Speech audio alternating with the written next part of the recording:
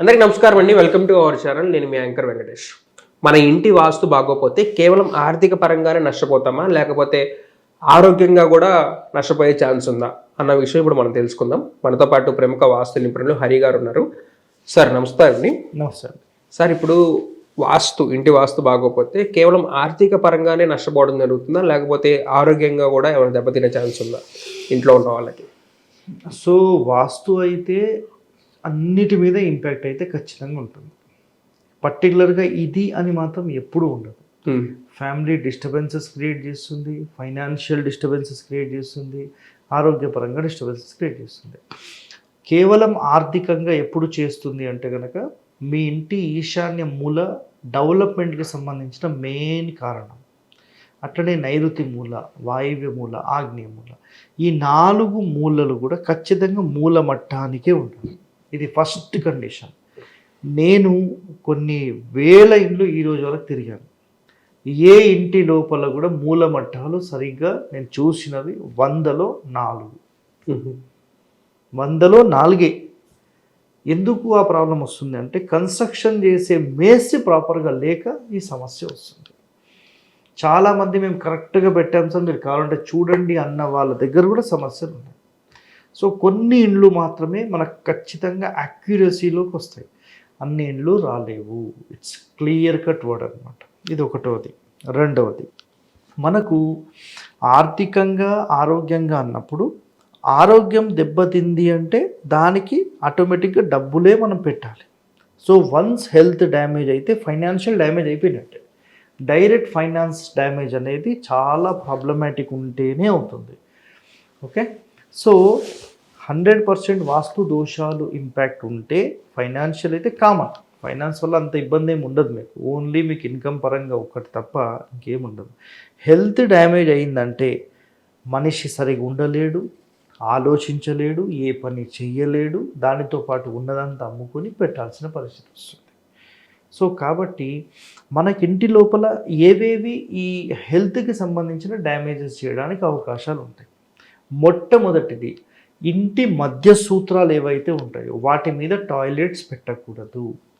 ఇది first condition. రెండవది, ఇంటి మూలల్లో మనం ఒక ఇల్లు కడితే అందులో నైరుతి మూల, ఈశాన్య మూల, నెక్స్ట్ వాయువ్య మూల, నెక్స్ట్ ఆగ్నేయ మూల, ఈ 4 మూలల్లో 4 మధ్యస్థానాల్లో టాయిలెట్స్ ఎట్టి పరిస్థితుల్లో రావద్దు. మరి టాయిలెట్స్ ఎక్కడ రావాలి అంటే అసలు ఇంటి గర్భంలోనే టాయిలెట్స్ లేకుండా ఉంటే చాలా చాలా మంచిది. సో ఇంటి అవతల పెట్టడం అన్నిటికంటే టాప్, ఇంకా దానికి మించింది వేరే లేనే లేదు. ఇట్స్ క్లియర్ కట్ అన్నమాట. అయితే ఇక్కడ ఇంకో కండిషన్ ఏముంటుందంటే ఫైనాన్షియల్గా డ్యామేజ్ అయ్యి హెల్త్ ప్రాబ్లమ్స్గా డ్యామేజ్ అయిన చాలామంది ఇండ్లలో గమనించిన main point septic tank and water tank. ఈ రెండే చాలా డ్యామేజ్ చేసాయి.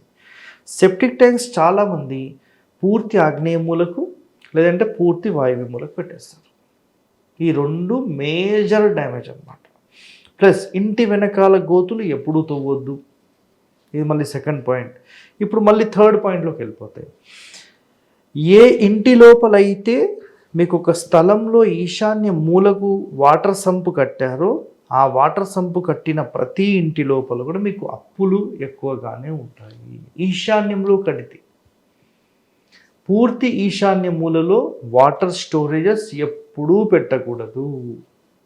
ఒక స్థలం మొత్తం మీరు తీసుకుంటే నైరుతి నుంచి ఈశాన్యానికి దారం కడితే దాని లోపల ఎట్టి పరిస్థితుల్లో కూడా మీరు వాటర్కి సంబంధించిన స్టోరేజెస్ చేయొద్దు.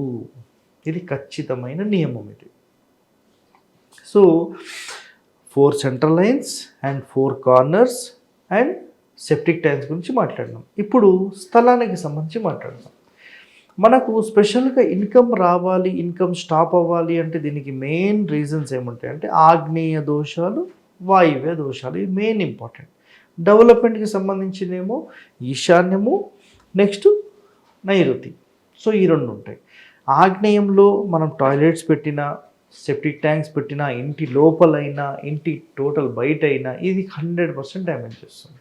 అలాగే మనం పూర్తి ఆగ్నేయంలో పెట్టినా సేమ్ డ్యామేజెస్ చేస్తుంది. కాబట్టి ఎట్టి పరిస్థితుల్లో ఈ మూలలు అయితే డ్యామేజ్ చేయొద్దు.